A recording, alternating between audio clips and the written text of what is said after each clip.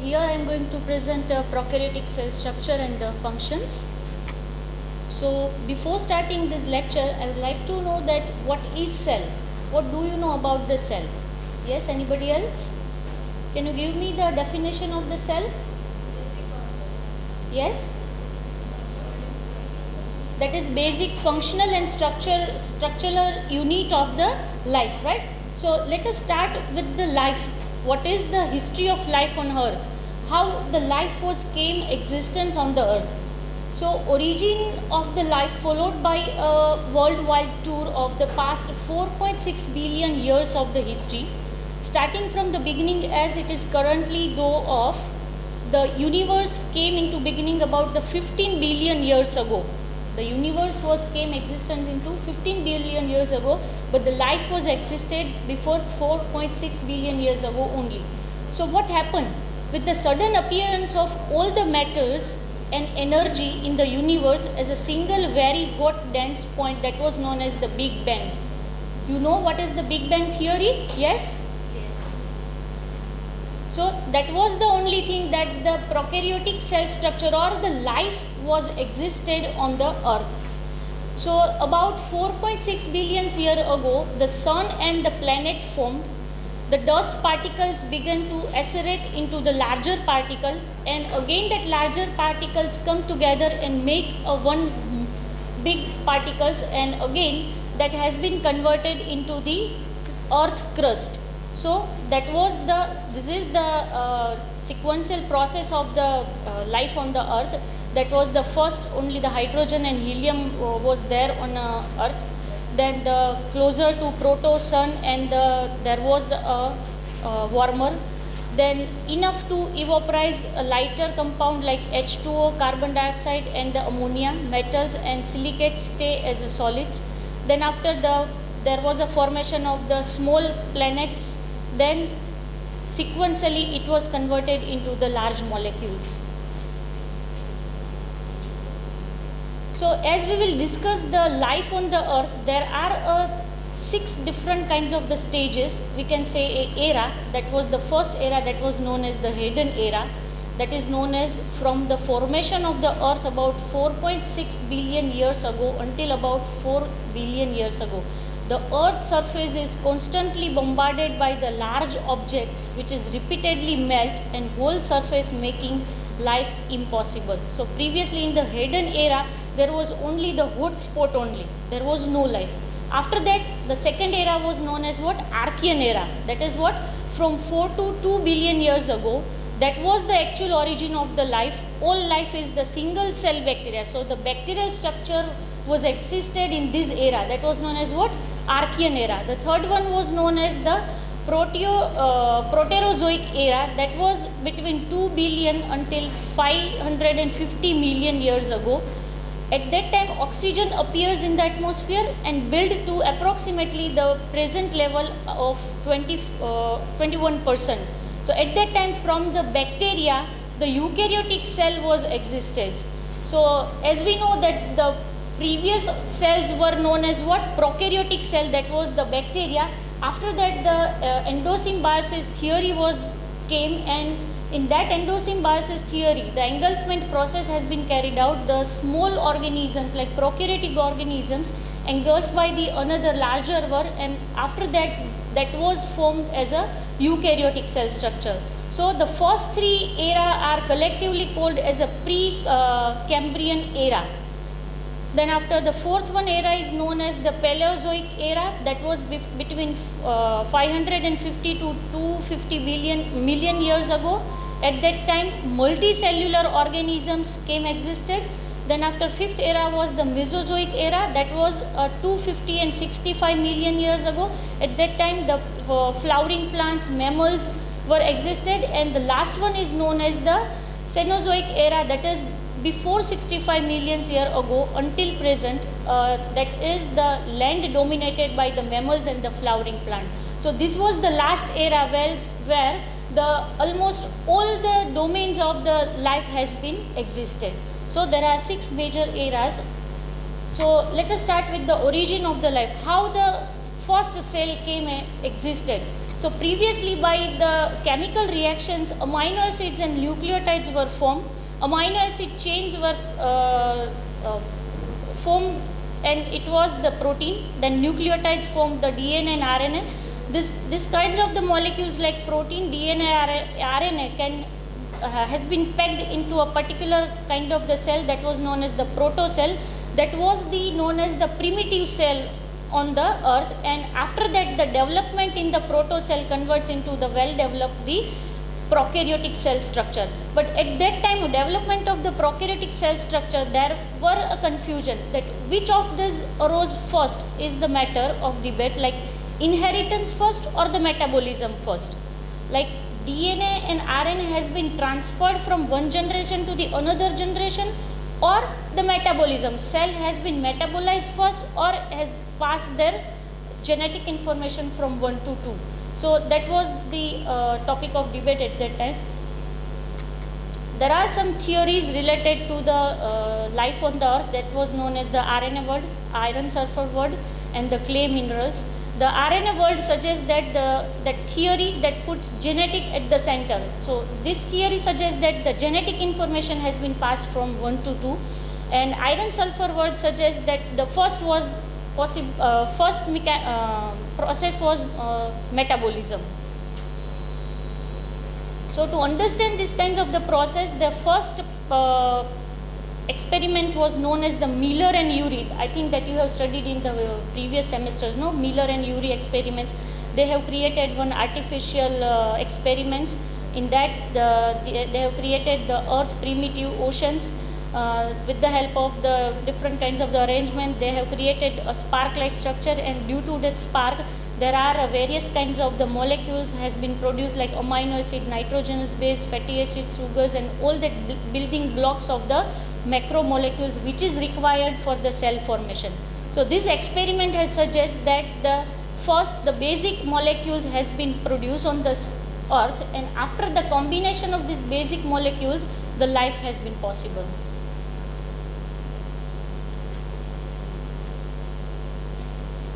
So as we have discussed that after the prokaryotic cell formation, the endosymbiont hypothesis has been existed. Endosymbioses means the engulfment of one organism by the another one, right?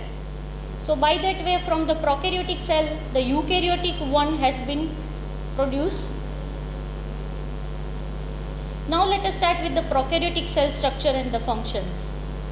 In that we are going to cover the prevalence of the prokaryote, prokaryotic diversity, prokaryotic complexity, prokaryotic variation, prokaryotic metabolism, human bacterial disease, and the other benefits of the prokaryotes. In almost every place or the environment, the microbiologists look for the prokaryotics has been found. Endosymbiosis is a kind of theory. In endosymbiosis, there are two different kinds of the organism. One is the larger one and another is the smaller one, right? So larger one will engulf the smaller one. Yes, that is known as what? Engulfment. To go inside. That is, the process is known as engulfment, to engulf, right? Now this small organism, after enter into the larger one, that will not act as an individual organism. Now it will become an organelle. If we will compare the prokaryotic and eukaryotic cell structure, then the eukaryotic cell structures are having what? Mitochondria, right? Golgi apparatus, ribosomes, and other organelles are there. But in case of the prokaryotic organism, we are only having what? Scattered DNA, RNA, and protein as a genetic material, and the ribosomes, right? And sometimes the different types of the granules as an energy source. So by comparing the prokaryotic and eukaryotic cell structure, eukaryotes are having the more diverse organelles. So that organelles have formed by the engulfment process. So previously it was the organism only, but by engulfment now they act as a what? Organelle. Is it okay? And now it is known as what? Endosymbiont, by the endosymbiosis process, right? So eukaryotic organism has been formed by using the prokaryotic only. So the microbiologists look for the prokaryotics have been found that has been found in the hot spring, hypersaline environment, highly toxic gaseous environment, and within the clean room and as well as the hospital also, right? You have done many a times isolation of the microorganism, no, from the various kinds of the sources. Yes, you have isolated the organism from the soil, from the water, even sometimes from the air also. So if we are the microbiologist, we are the look for the microorganisms at everywhere. So in the 1980s, a new method of classification was used. That was what? The prokaryotes are divided into two groups. That was archaebacteria, or you can say archaea and bacteria, right? You have studied the taxonomy in the previous semester, no? What is taxonomy? That is the biological classification, right? In that classification system, who has first time given the classification system? Carl Linnaeus, right? And after that, Whittaker has given the many types of the classification scheme. Amongst that, one of the classification scheme was what? Archaea, bacteria and eukarya. There are three major domains of the life, that was archaea, bacteria and eukarya. But now the prokaryotic organisms are divided into two major groups, that is known as the archaea and the bacteria. Eukarya are the different domain. So prokaryotes are the oldest, structurally simplest and the most abundant form of the life on the earth. Because first was what? Prokaryotes. Then by using the endosymbiosis theory, it was the existence of the eukaryotic organism. So if we'll see that the abundant for after 2 billion years, the eukaryote was existed. So as we will compare the eukaryotic and prokaryotic structure, then we can say the prokaryotes are the 2 billion years elder than the eukaryotic structures, right? Prokaryotic synthesis is thought to have been source for much of the Earth's oxygen in the atmosphere. So previously there was no oxygen on the Earth, only the anaerobic organisms were present, and one of the anaerobic organisms are what? Archaebacteria. But after that, oxygen was there, and due to that, aerobic bacteria has been present on the earth. And currently 5,000 different kinds of the organism has been already recognized. This is the simple structure of the prokaryotic cell that contains what? The three major part, that is what? Cytoplasm contains the DNA, RNA, protein as a genetic material. Then the covering layer, that is made up with the help of the plasma membrane, cell wall as well as the capsule, and the outer membrane contains what? The flagella and the pili. So let us start with the structure of the prokaryotic cell. The most prokaryotic cells are small and lack interior organization. As we have discussed that the eukaryotes are the having the numbers of organelles, they are rich in the organelles, but the prokaryotic organisms having the lack in the interior organization. The plasma membrane is enclosed within the rigid cell wall. DNA not contained within the membrane bound nucleus. This is the comparison of the bacteria with the other organisms like the human cells, we can say the red blood cells, with the other organisms like viruses. So we can say the size of the bacteria, that is what ultimately the 1.1 to 1.4 micrometer to 2 micrometer. But sometimes exceptionally like Thiomargarita is the larger microorganism, larger prokaryotic microorganism than the human cell. So there are some exceptions also.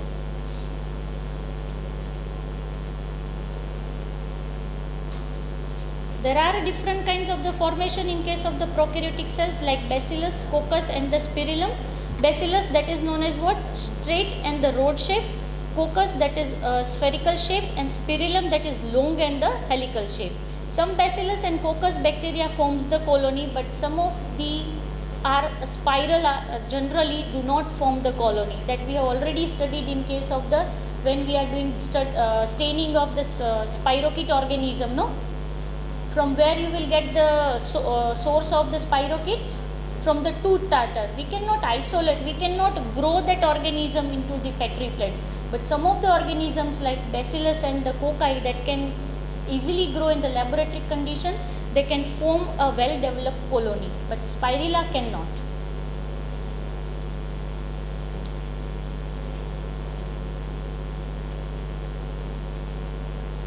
These are the basic formation of the coccus, that is diplococcus means two organisms in the pairs, streptococcus means the chain, and tetrads means the four different cocci has been arranged together. One of the well-known example is what? Sarcina having always in a 4 group of the organism, and Staphylo, that is the more than 4 in a bunch. Bacillus, it may be single, it may be the strepto, or sometimes also known as the cocobacilli. Which are the example of the cocobacilli? It is like coca as well as the bacilli. Which are the organism can known as the cocobacilli? Streptococcus pneumoniae, right? That is the organism which are not longer rod, but compared to the cocci, they are the larger one. That's why it is known as what? Cocobacilli. It is like cocci as well as the rod shape organism. Spiral shape. In case of the spiral types, Vibrio organism, that is coma shape, that is the example of Vibrio cholerae, and the spirillum type, that is known as the spirochete organism.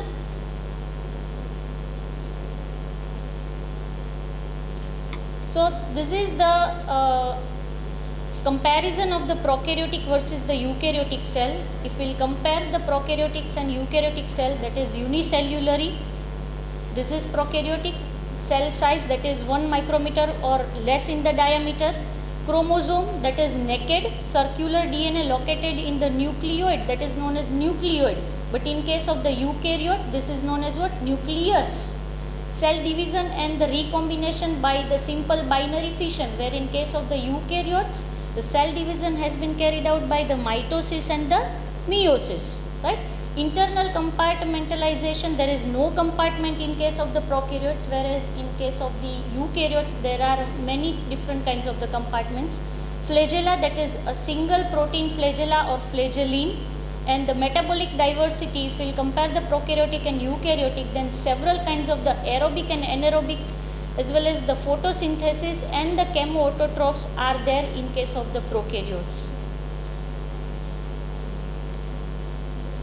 So prokaryotic organisms can be studied by the different 5 levels, that is microscopic, then after macroscopic means morphologically or colony appearance, then after bacterial physiology, serological analysis, and the genetical and the molecular analysis, right? In case of the taxonomy, we have studied that there are 3 major ways for the classification of the microorganism, that is what?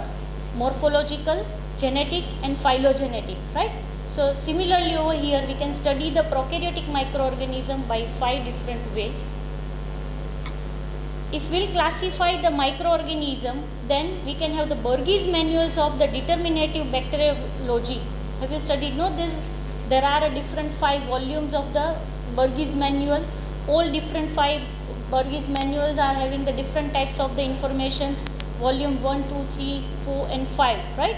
So each volume are having the specific information regarding the one particular domain, or we can say a family organism. So classification is based on the genetic information, that is known as the phylogenetic, and on the basis of this kinds of the classification there were 2 domains, that is archaea and bacteria, and amongst these archaea and bacteria 5 major subgroups and 25 different phyla were there. That has been already noted in the Burgess manual of systematic bacteriology. But see here we can divide the organism into 2 different groups, that is culture dependent and culture independent. Either we can say what? The organism can grow in the laboratory condition, right? And either those organisms cannot grow in the laboratory condition, can only grow in the natural habitat, right? That is known as what? Culture independent. And culture dependent, that is grow in the natural as well as in the laboratory condition, right? So only those organisms can be studied which is isolated into the laboratory. Yes? What about those organisms which cannot grow in the laboratory condition? How we can study that organisms? Is it possible to study the non-culturable microorganism? Have you ever heard regarding the non-culturable or non-cultivable microorganism? Yes? There are 2 different kinds of the microorganism. One can easily grow in the laboratory condition, that is known as the culturable microorganism. Another one is known as the non-culturable microorganism, can only grow in the natural habitat. For example, spirochetes. We cannot grow spirochetes into the laboratory condition on the Petri plate, right? So the natural source of the spirochetes is what? Tooth tartar. Similarly, numbers of microorganisms are there in the natural environment like hot spring, any other marine environments, soil samples that cannot easily grow in the laboratory. That is known as what? Unculturable microorganism, right? So in the Burgess manual of the determinative bacteriology, only those microorganisms can culture dependent that has only been submitted, right? So still, if we'll consider the 100% life on the earth, 1% of the organism is only submitted into the Burgess manual. Other 99% is remain to study. It may be non-culturable, it may be culturable, right? But the main thing is what? The classification based on the genetic information. Those who are culturable organism can grow in a form of colony. You can go for the morphological classification, biochemical classification, either the genetic classification. You can compare the DNA of the two different organisms and go for the identification, and you can classify that organism either in the archaea or either in the bacteria.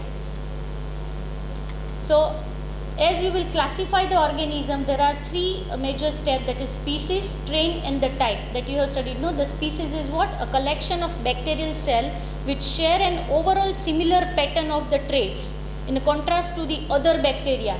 Those contains the similar pattern or the similar characteristics, they are considered in the same species, within the species. But what is known as the strain or the variety, that is what? Culture derived from the single parent that differ in a structure or metabolism. Though organisms are similar by look-wise or by other biochemical tests, but metabolically they are different, they are known as what? Strain. For example, biovar or the morphovars. What do you mean by the vars? Var stands for the varieties, right? Biovars means biologically different. By microscopically they are looking similar. For example, there are two different kinds of the cocci organisms are there. If you observe this microorganism under the microscope, then it is what? Cocci. You cannot differentiate both the cocci. But biologically, if they are different, then they are known as what? Biovars. If they are different morphologically, then it is known as what? Morphovars, right? Then what is type? The subspecies that can show a difference in an antigenic makeup. Antigenic makeup means here we can discuss the formation of the antigen on the particular cell surface, and on the basis of that antigenic makeup you can have the serotypes or the serovar, right? Serovar means they are by chemically, by biologically or by morphology they are similar one, but on the presence of the antigen they are different, and that is known as what? Serovars or the serotype. For example, in case of the Escherichia coli are what? The normal flora of the human body, right? But sometimes we can also hear that the pathogenic strain of the Escherichia coli. So how we can differentiate this E. coli, normal flora as a E. coli as well as the pathogenic strain of the E. coli? Both organisms are structurally similar. By species and genus they are similar one, Escherichia coli, right? But the antigenically, the antigen present on the cell, by antigenically they are different. So the serotype of the E. coli, that is different. Similarly, in case of the Salmonella typhi, right? There are three different kinds of typhi, Salmonella typhi, paratyphi A and paratyphi B. Again, that can be differentiated on the basis of the flagellar antigen, right? There are different types of the flagellar antigens. But by morphologically, by biochemically, the Salmonella organisms are similar one. But how we can differentiate that? By presence of the antigen on the flagella. So this is known as what? The serotypes or the serovars. Sometimes the bacteria are susceptible to the viruses, and on the basis of susceptibility of the organisms, we can differentiate that organism on the basis of that. That is known as the phage type. Same organism, same bacillus, one bacillus can be susceptible to the virus, another one cannot. So one can be the susceptible. So that can be the characteristics by which you can differentiate both the bacillus. Like one is the phage type, one is the not sensitive, right?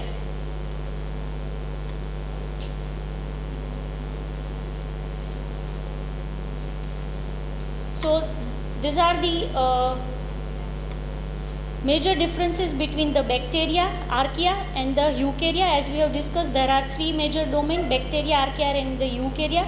While this bacteria and archaea belongs to the prokaryotic organism, while the eukarya is what? Individual domain that is known as the eukaryotic cell.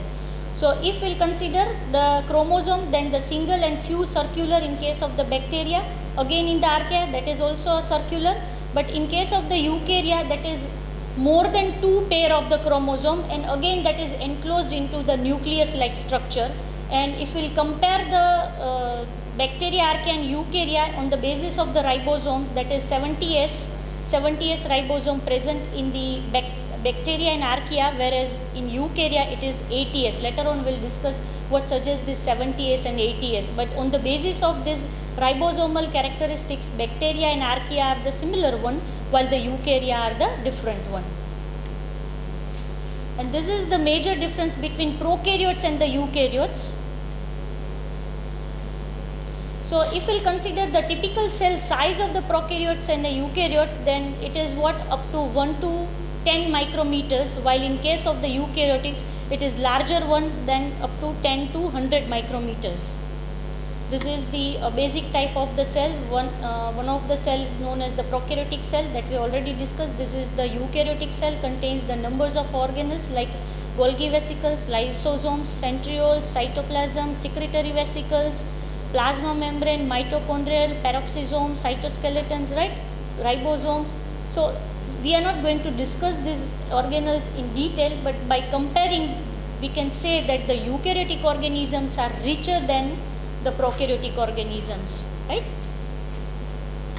So let's start with the detailed structure of the prokaryotic cell. This is divided into the major three group, that is external, cell envelope and the internal structure. External structure contains appendages like flagella, pili and the fimbriae that can be used for the locomotions or the adherence purpose. Glycocalyx contains the capsule, slime layers, that is also useful for the adherence purpose. Cell envelope contains, which is made up with the help of the major two component, that is cell wall and the cell membrane. And the internal cell structure is made up with the help of the cytoplasmic matrix, contains the ribosomes, inclusion bodies, nucleoids, actin cytoskeletons as well as the endospores. So this is the major outlook of the prokaryotic cell structure. So let us start with the first cell envelope. In that cell envelope, the first one that is known as what? Cell membrane structure. The cell membrane structure is generally we have studied, that is known as what? Fluid mosaic model. That you have studied, no? Fluid mosaic model.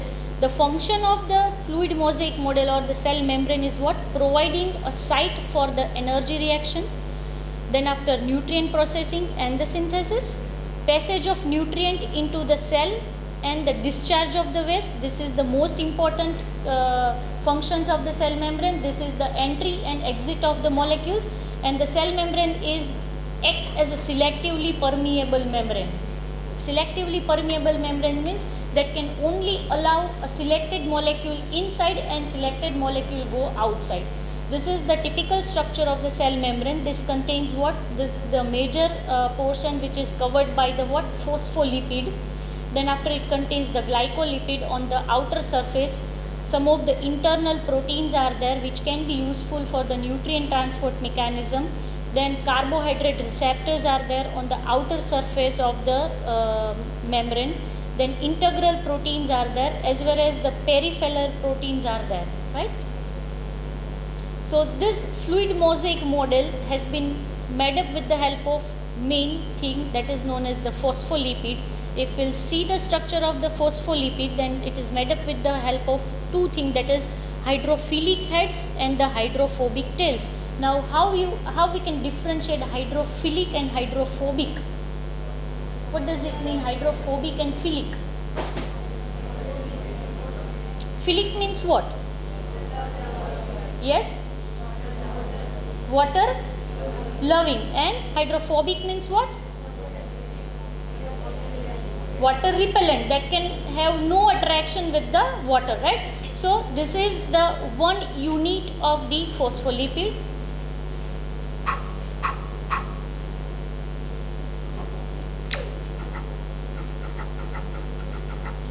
as we have discussed this, the major function of the membrane is what? Entry as well as the exit. In case of the entry, it can be sugars, protein, fat, salt, oxygens and the H2O, means the water molecule.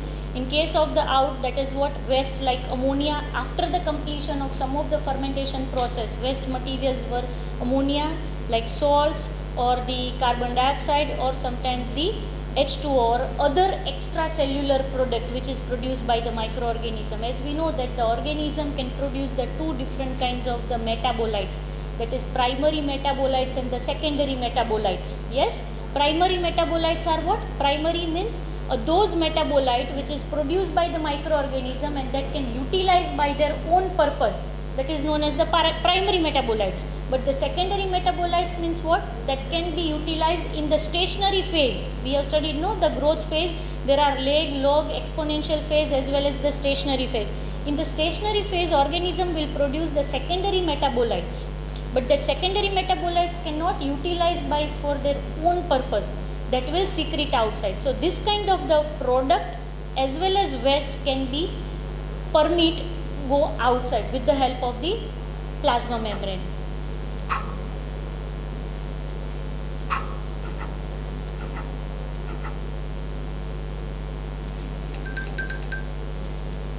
So how do you build a barrier that keep the watery content of the cell separate from the watery environment?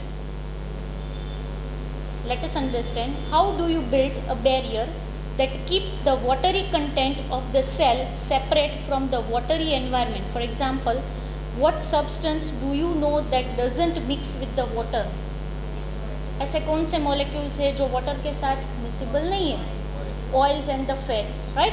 So fats and the lipid that do not mix with the water. So they are the major components of the plasma membrane, or we can say the cell membrane.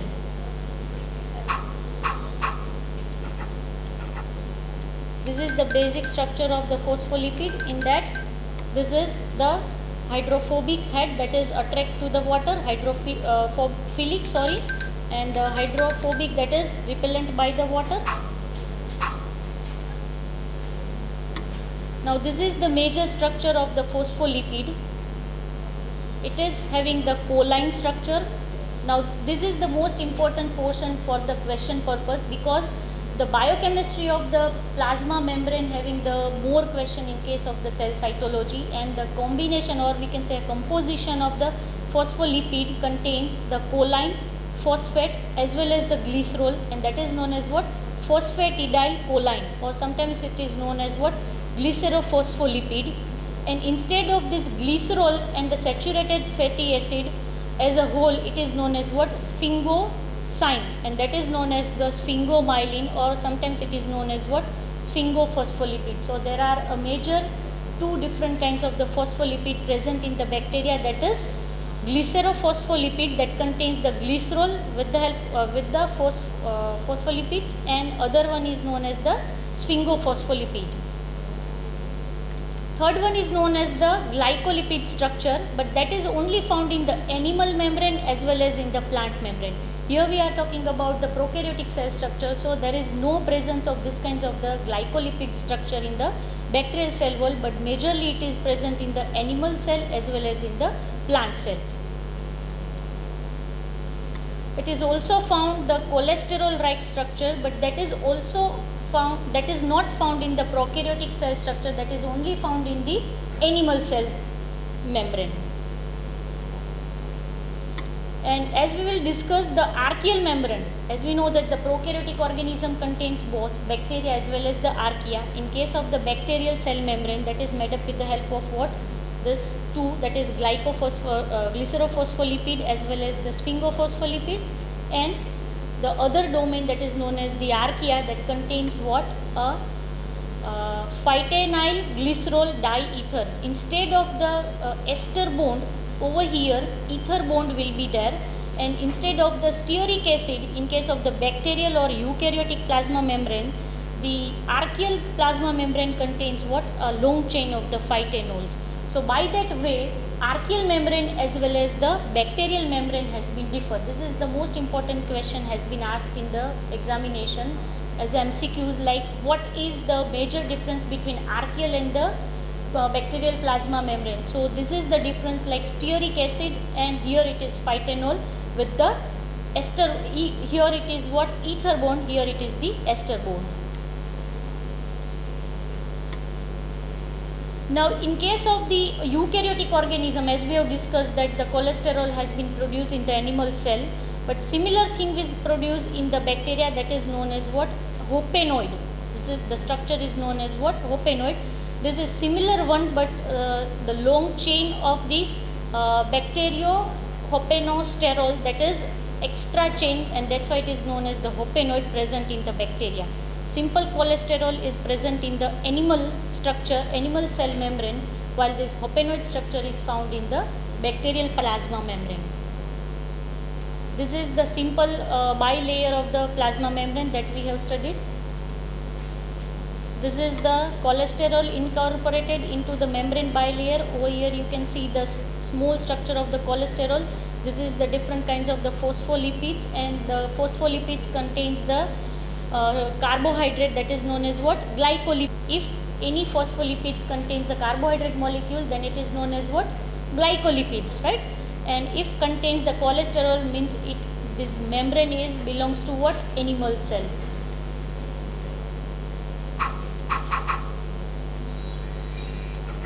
As we have discussed that the plasma membrane provide the exit and entry of the molecules like sugar, lipid, amino acid, oxygens, water, salt and waste. But how we can permit that? How organism can permit entry or the exit? On basis of what?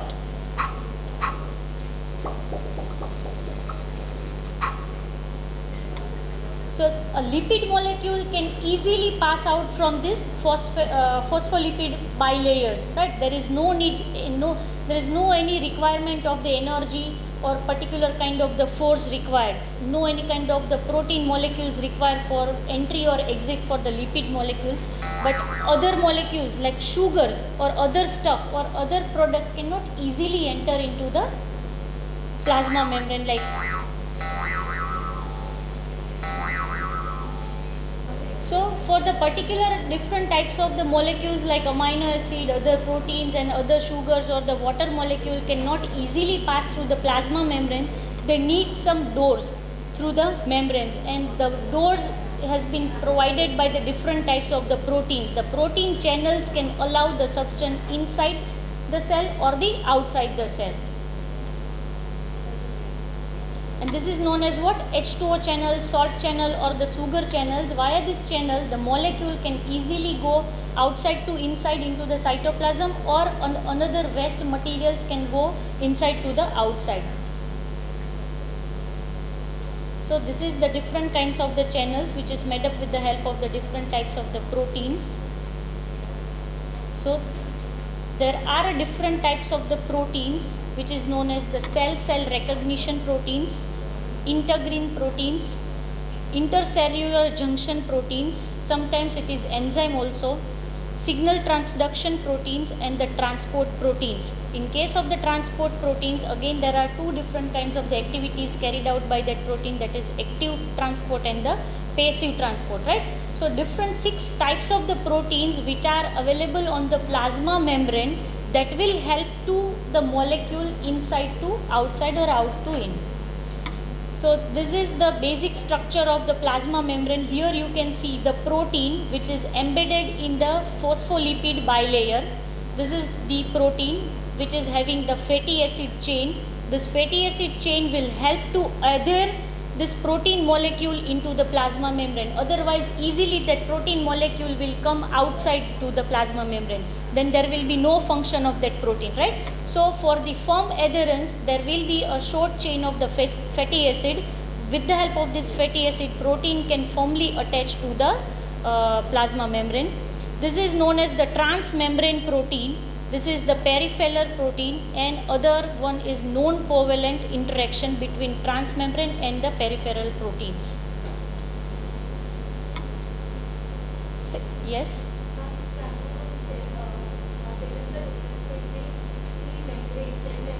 the normal microorganisms, saprophytes and extremophytes? Yes.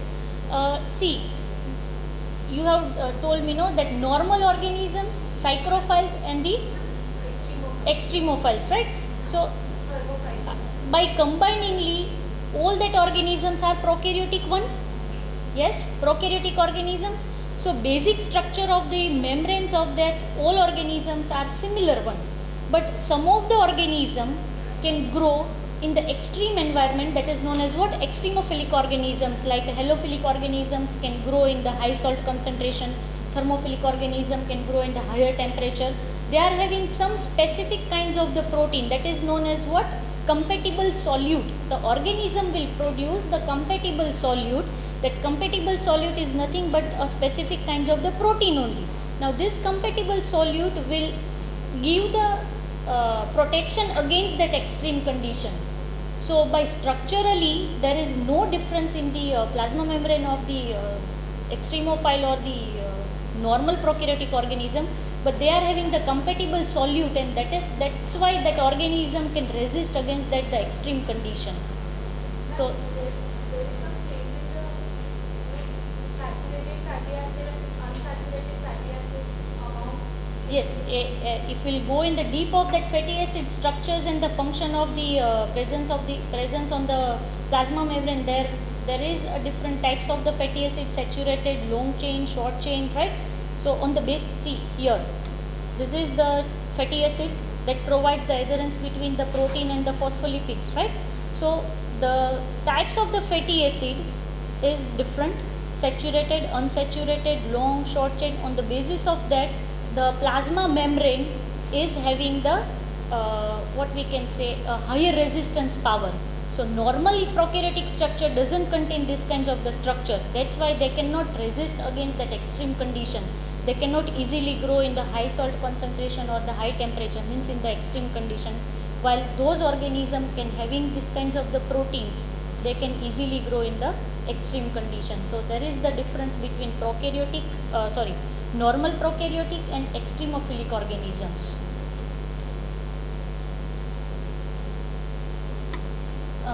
Another one, that is cell recognition protein, that the protein can be identify a type of cell and identify a cell as a self versus foreign, right? Some of the protein which is present on the cell membrane, that is known as what, recognition protein. They recognize the molecule. It should be allowed or not to allow, right? There will be a activity like recognition. Most are glycoproteins. Glycoproteins means a protein with the carbohydrate molecules. So cell recognition proteins are mostly glycoproteins, which contains the carbohydrate chains, vary between species, individuals, and even between cell types in a given individuals. Like different bacteria or the different plasma membrane, bacterial plasma membranes are having the different glycoproteins, means the carbohydrate chains are different, and on the basis of this variation, organism can identify the particular foreign particle, and after that can only allow the entry of that particle only, right? So that is based on what, carbohydrate chain. Then after it is integrin proteins, that are a type of the integral protein. The cytoskeleton attached to the integrin on the cytoplasmic site of the membrane. Integrin strengthen the membrane.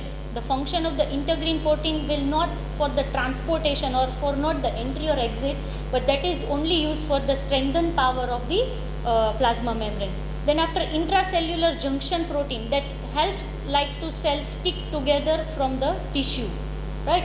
If we'll consider the eukaryotic cells, or we can say a multicellular organisms, then it should be some connection between the cells, right? So yes, desmosomes, right? So this kinds of the adherence, or we can say stick togetherness, that is possible with the help of what, intracellular junction proteins. Other membrane proteins are the enzymes that can only allow to pass after the signal transduction, right? Signal transduction, have you ever studied this kinds of the process, signal transduction? Yes, that is what, that will create some kind of the signals, and on the basis of that signals one molecule can enter inside, and that is the process known as the signal transduction. A well-known example is what? Signal transduction, that is a binding of the insulin to insulin receptor cause the cell to put a glucose transport protein into the membrane. Insulin when enter as a hormone, insulin when come on the membrane, at that time only the glucose can enter inside the plasma membrane. So this is the figure of the signal transduction. The last protein, that is known as the transport protein. On the basis of transport protein, we are having the transport mechanism of the nutrient material, that is passive transport protein as well as the active transport protein. The passive transport protein allows the water soluble substance to pass through the membrane without any energy cost, while in case of the active transport proteins, they requires the energy.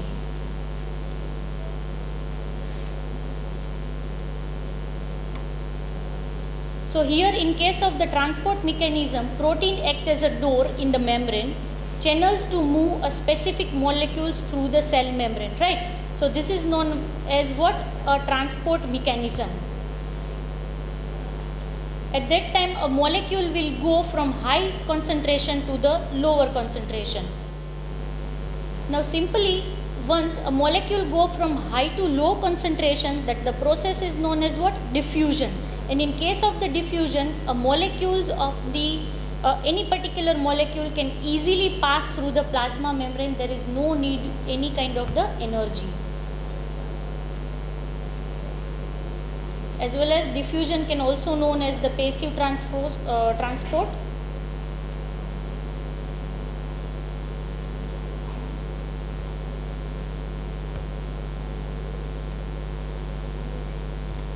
Now if molecule can simply go inside or outside with the help of the phospholipid bilayer, see this, fat can go inside or fat can outside, right?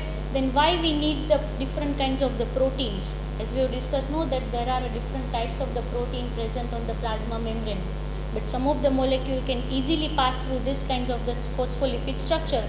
Then why we need the particular types of the protein? Okay. For the sugars or the amino acids or the particular product which cannot easily pass through this phospholipid molecules or bilayer kinds of the molecules, we need a particular kind of the channel which is made up with the help of protein, and that is known as generally porine protein channel, right? So by that way a molecule can easily pass through inside the cell, high to lower concentration of the molecule.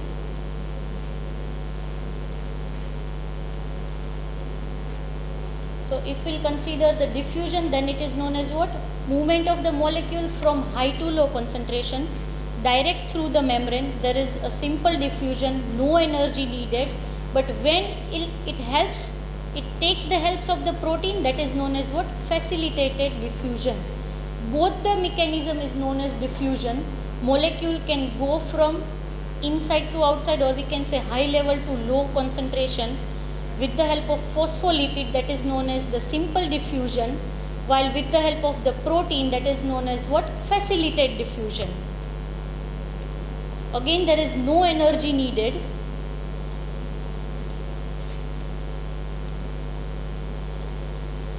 This is the comparison between the simple diffusion and the facilitated diffusion.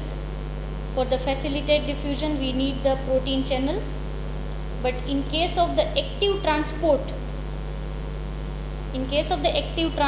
where molecule will go from lower concentration to the higher concentration, at that time energy should be required, right? So in case of the transportation, as we have discussed, there are two transportation, passive transport and the active transport.